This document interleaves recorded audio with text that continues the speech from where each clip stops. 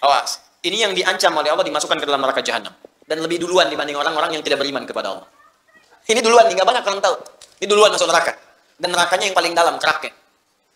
Yang ketiga, ada muamalah. Ini yang banyak terjadi sekarang. Dan tanpa sadar itu bisa menghambat doa. Makanya jangan marah kalau diingatkan. Yang terakhir, ini yang paling banyak terjadi. Apa itu? Ghairil maghdubi alaihim waladdallin. Ya Allah, mohon palingkan aku dan jangan tunjukkan kepadaku jalan-jalan yang pernah ditempuh oleh orang-orang yang engkau murkai atau mereka tersesat di jalanmu. Sekalipun mereka merasakan kenikmatan hidup yang sedang mereka jalan. Cara memahaminya begini. Ya Allah, tunjukkan kepadaku jalan orang-orang yang telah engkau berikan nikmat.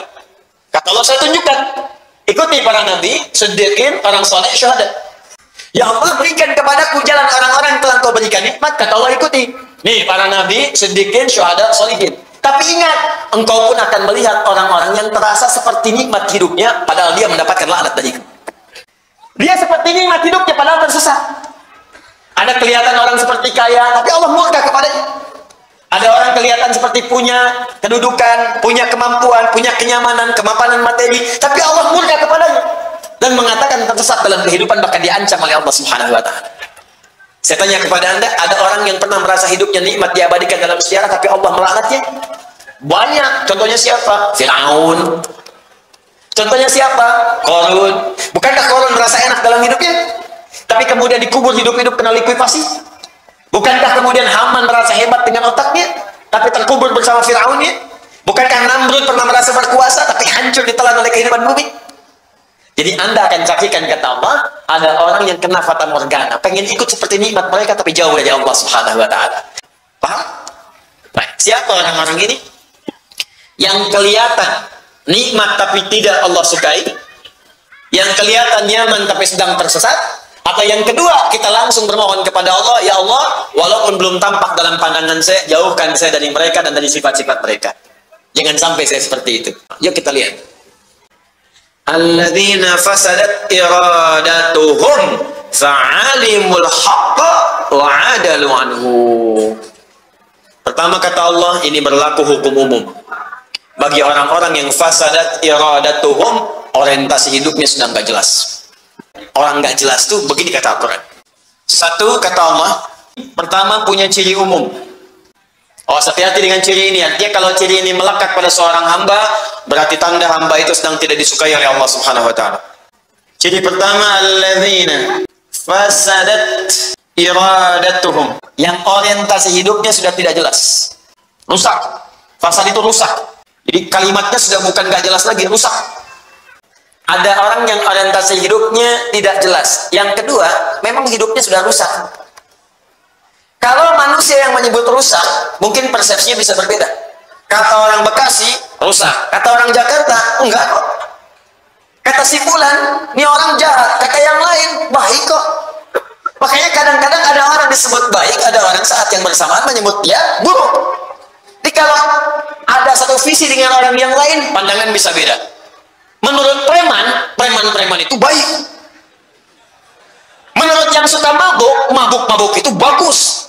Tapi bagi yang nggak suka mabuk, buruk. Mencuri, buruk. Bagi siapa? Bagi yang tidak mencuri. Bagi para pencuri, profesi.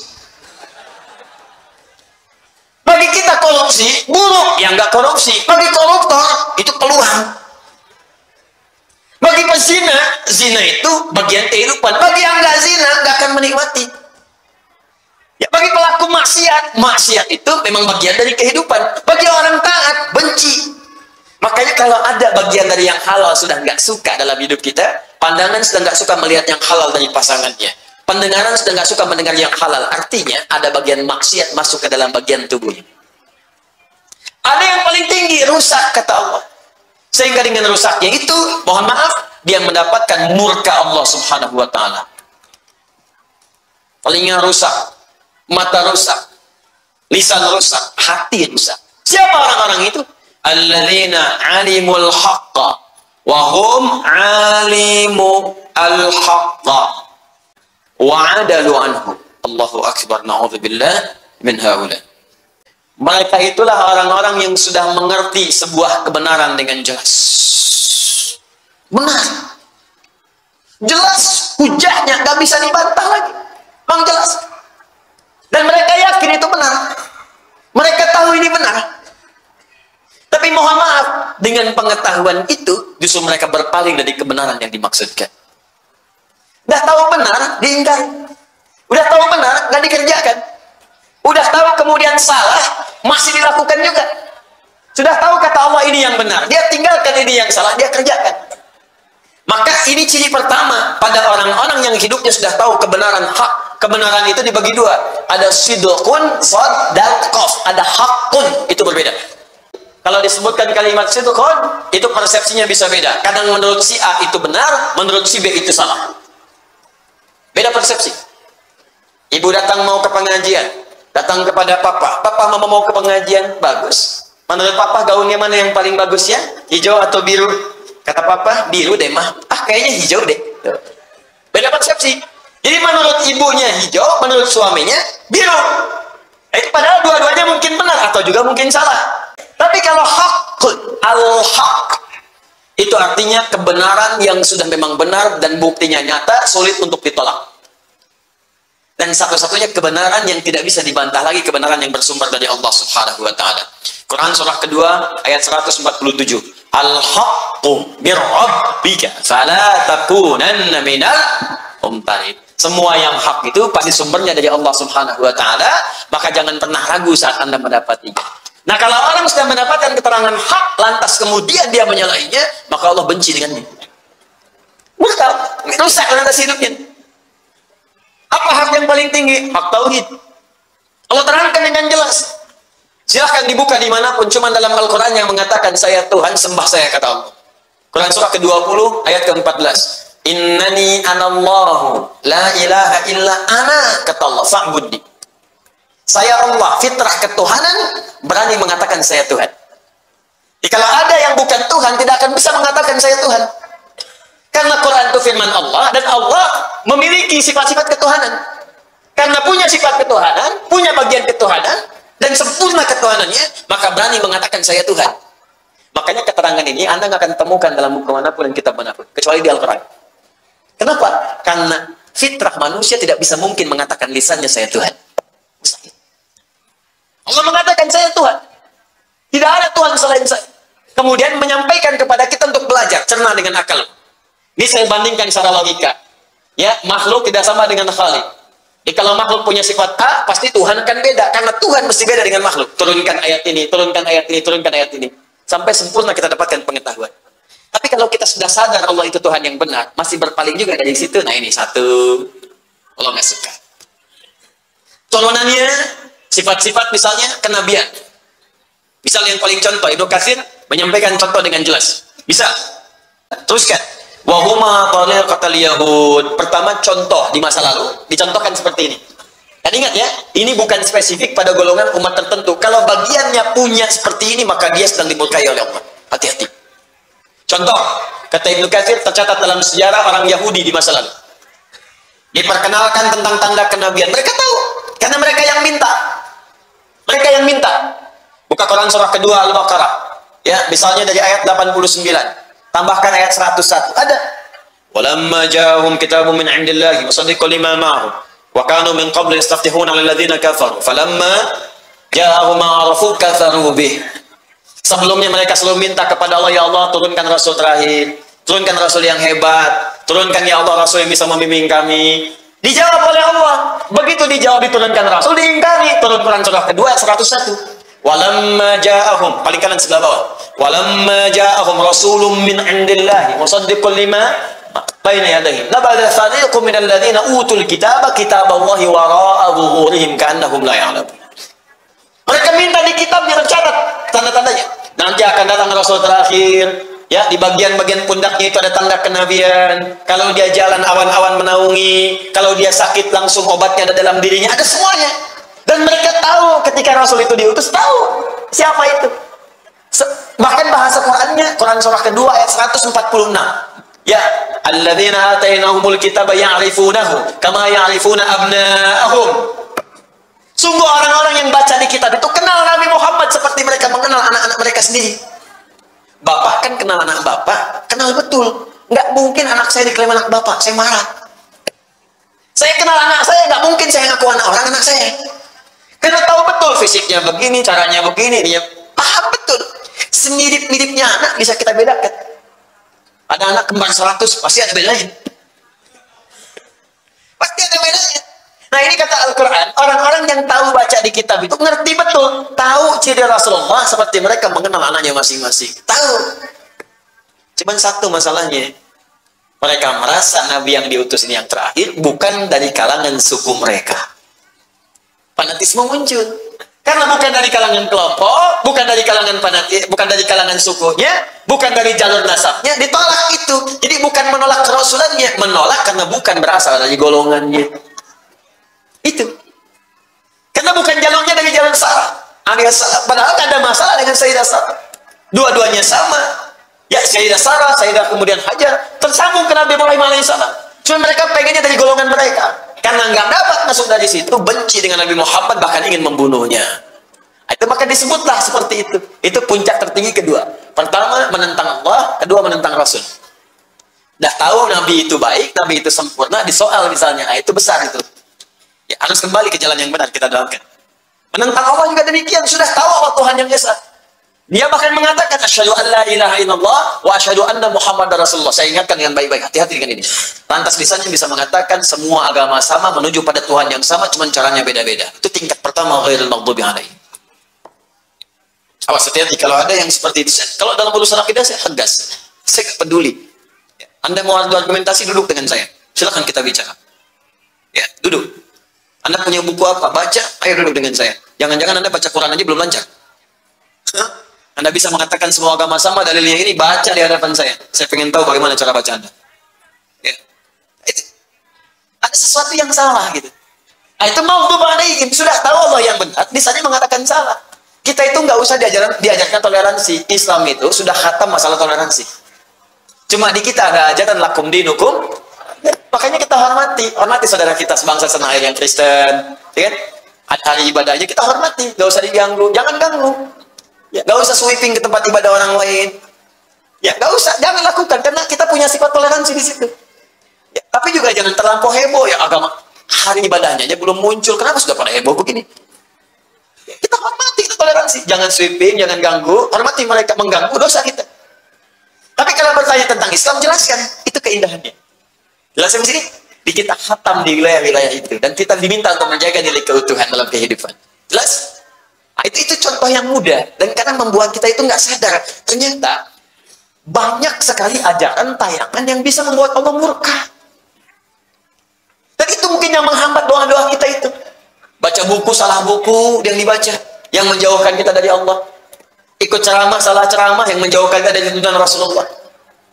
Mendengar sesuatu, salah baca, mungkin itu yang menjadikan doa itu jarang terjawab. Nggak sadar kita masuk sebuah jebakan, hati-hati, yang sebetulnya itu sudah diingatkan dari sejak dulu, cuman casingnya beda. Luarnya tidak sama, kelihatan seperti bagus, tapi buruk. Itu sudah diingatkan di Quran. Buka Quran surah kedua, ayat 204, paling kiri sebelah atas mushaf. Wa minan nasi may yu'jibuka qawluhu fil hayatid dunya wa yushhidullaha ala ma fi qalbihi wa huwa aladdul khisam.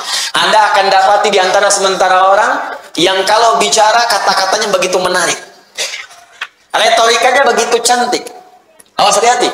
May yu'jibuka qawluhu fil hayatid dunya wa yushhidullaha ala ma fi qalbi. Kadang-kadang ngutip-ngutip nama Allah, ngutip ayat dipotong, kutip hadis dipindahkan maknanya. Tapi orang ini pandai beretorika sehingga Anda tuh nggak bisa bedakan ini mana yang benar, mana yang salah. Jadi punya kemampuan bicara kayak orang benar, padahal salah. Nah, itu kalau masuk ke kalangan orang awam macam-macam itu dianggap benar. Hati-hati, karena mereka juga belajar cara menyampaikan sesuatu, ngafalin Quran tapi nggak tamat tapi dipotong-potong. Jadi seperti orang hebat dan gelarnya tinggi-tinggi.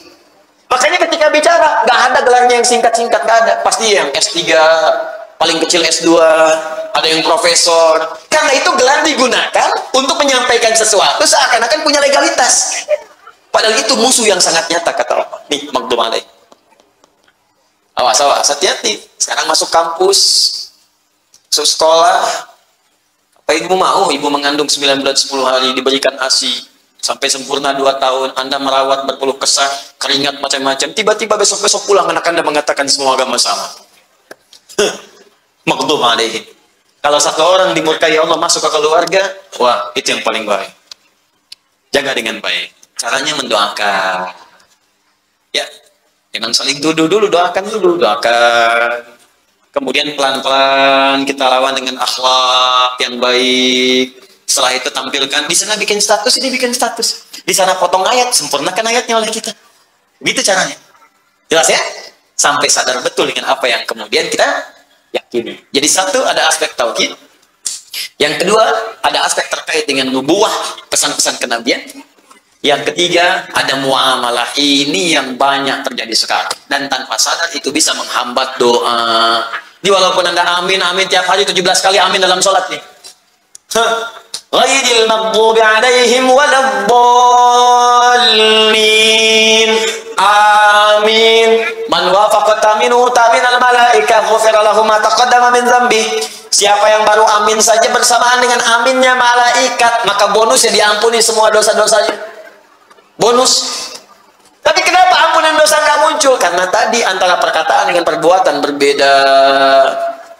Doa nggak dijawab, doa sulit dikabulkan karena tadi. Mungkin kalau nggak terkait aspek ketuhanan, tobat dari sekarang. Aspek kenabian, tobat dari sekarang. Apalagi nggak tanggung-tanggung, aku nabi. Itu yang kita luruskan. Makanya jangan marah kalau diingatkan. Yang terakhir, ini yang paling banyak terjadi. Apa itu? Sudah tahu benar, ditinggalkan. Sudah tahu salah, dilakukan. Itu Allah nggak suka. Nih, bohong itu salah nggak? Masih dikerjakan. Oh. Baik. Tambah lagi, gosip. Gosip. Ayo kumpulin itu semua istilahnya.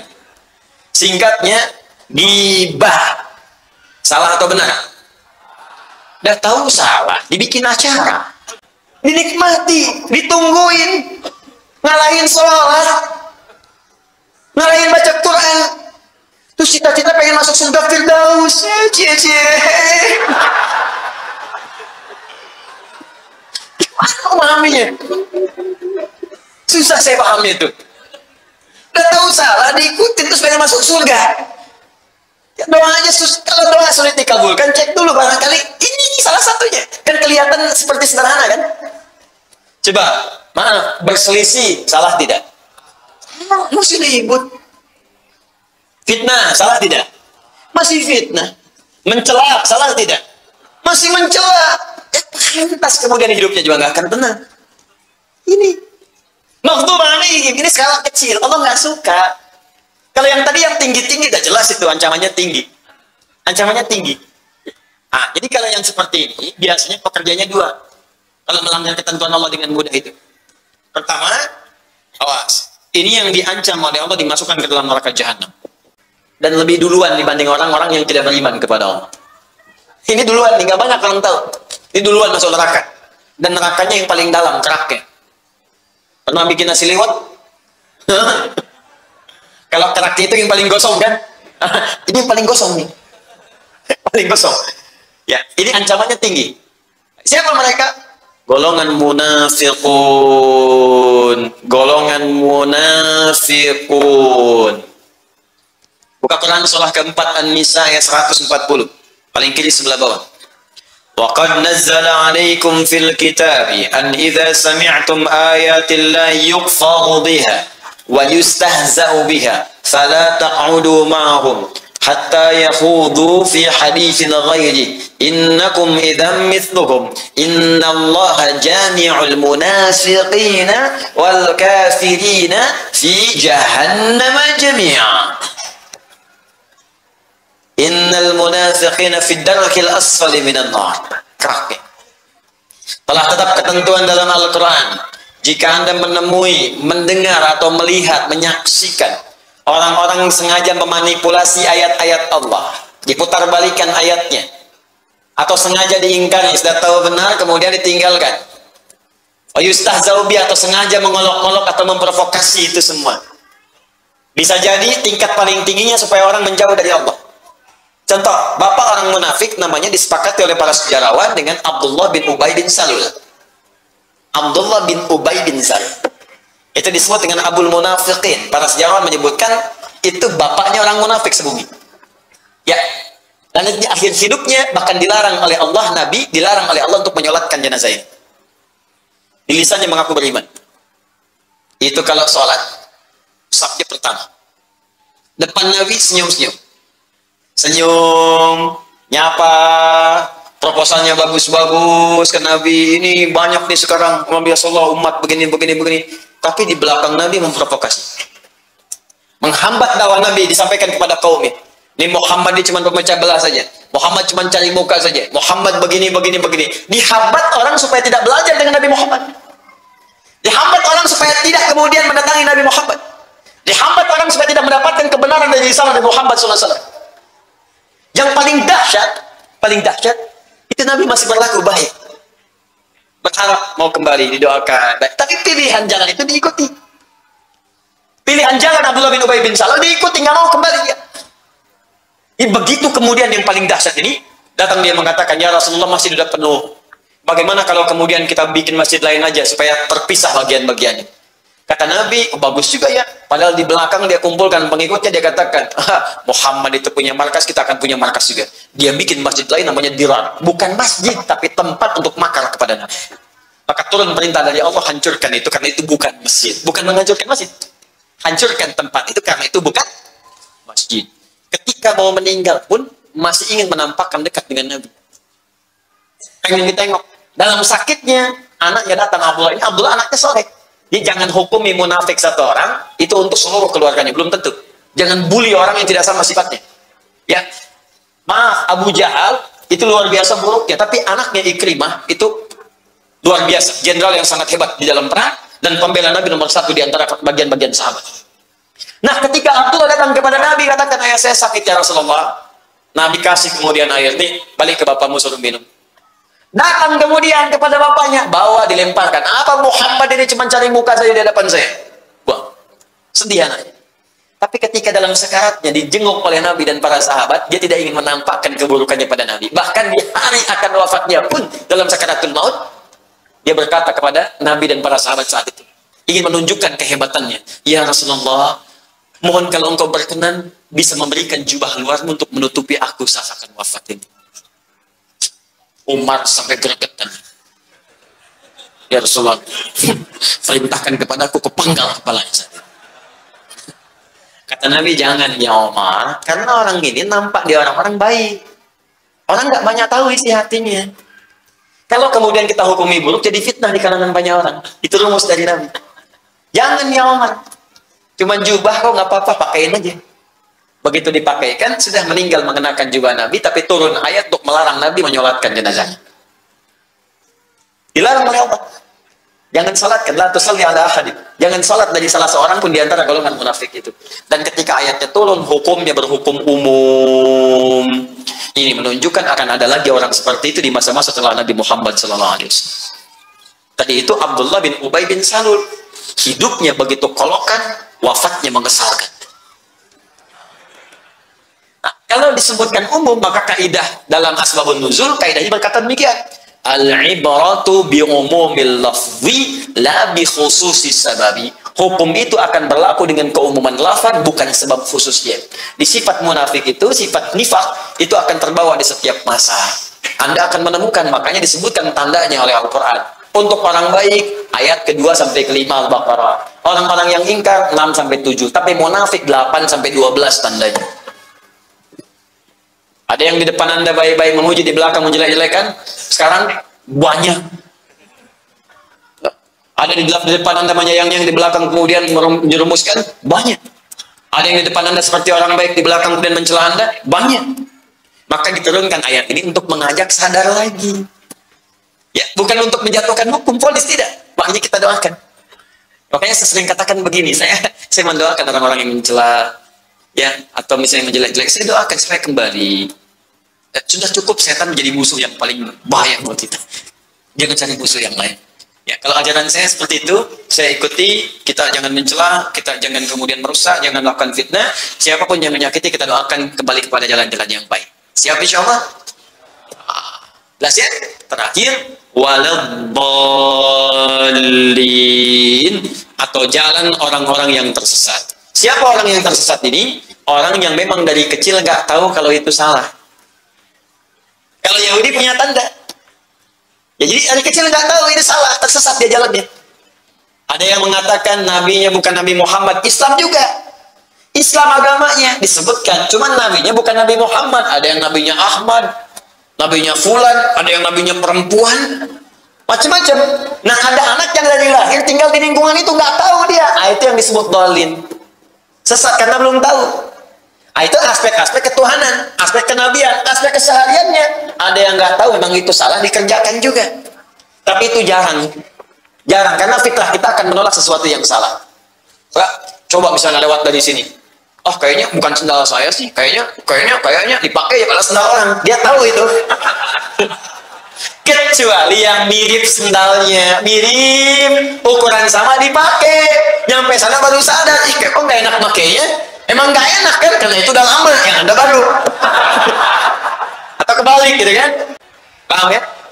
Nah, jadi kadang-kadang ada bagian tertentu yang kita nggak paham, diikut-ikut. Makanya turun Quran surah ke-17, ayat ke-36, supaya kita nggak tersesat. Wala taqfu ma laysa laka bihi ilmun innas sam'a wal basara wal fuada kullu ulaika kana anhu mas'ula. Ini prinsip umumnya. Kalau ada ajakan pada yang belum jelas, jangan diikutin. Ini banyak nih. Sekarang ikut saya yuk. Kemana? Ikut aja. Kejutan. Kalau dalam fikih Qurannya jangan. Tiba-tiba diajak ke tempat maksiat. Tiba-tiba diajak ke tempat yang dilarang. Tiba-tiba melihat tayangan yang tidak bagus. Jangan diikuti. Perjelas dulu. Kita punya kata Allah sumber-sumber pengetahuan. Ada pendengaran, manfaatkan. Ada pandangan, cek. Ada akal, cek dulu. Supaya tidak sesat jalan. Waladhdallin. Jelas sampai sini? Baik, kalau di bawah ditarik ke dalam tauhid, banyak nanti aliran-aliran dalam persepsi Islam. Ada yang tidak kenal Allah, ada yang kenal tapi sengaja dijauhkan, ada, maka masuk dalam dua golongan tadi. Kalau dalam kenabian, ada yang sesat gak tahu Nabi Muhammad, akhirnya membenci, ada kan?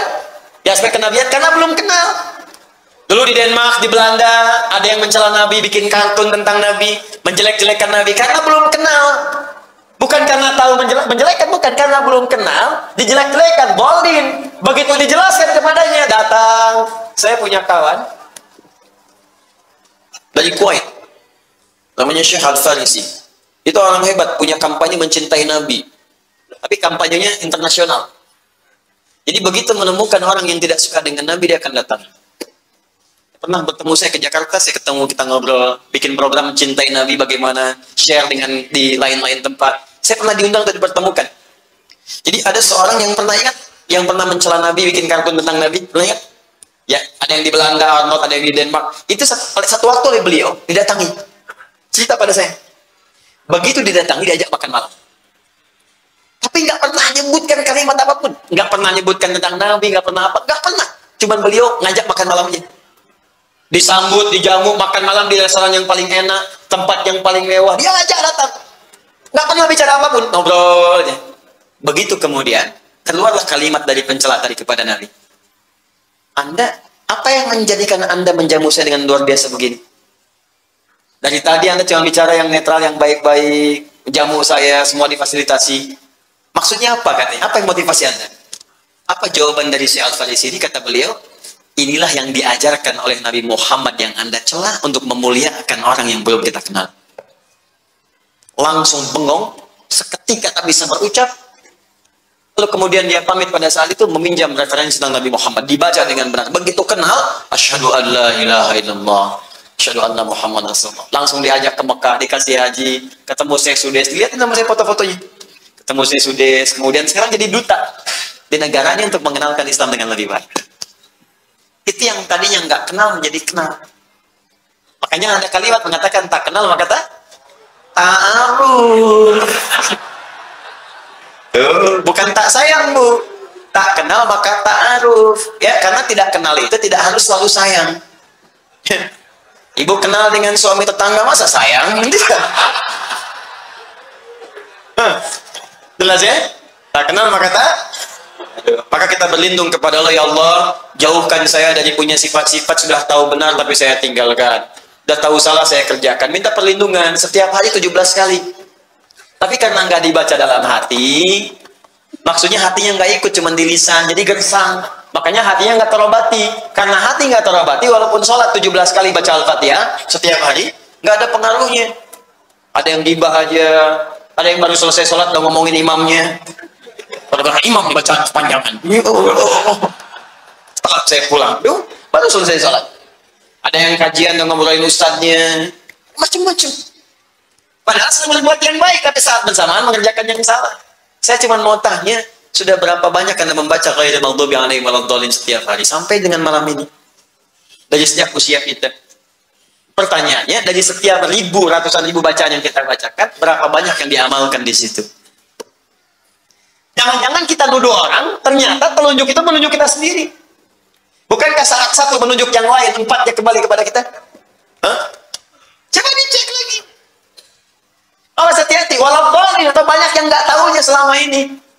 Sehingga banyak salahnya. Salat nggak tahu yang dibaca, ruku yang nggak tahu yang diungkapkan, mau sampai kapan? Itu skala kecilnya. Skala kecilnya.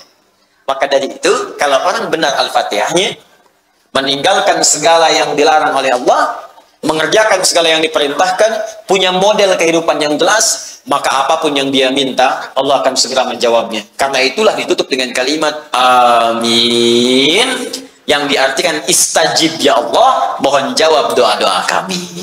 17 kali dalam sehari. Itulah yang dimaksudkan dalam kalimat siratal ladzina an'amta 'alaihim ghairil maghdubi 'alaihim waladdallin. Tinggal kita praktekkan. Ya.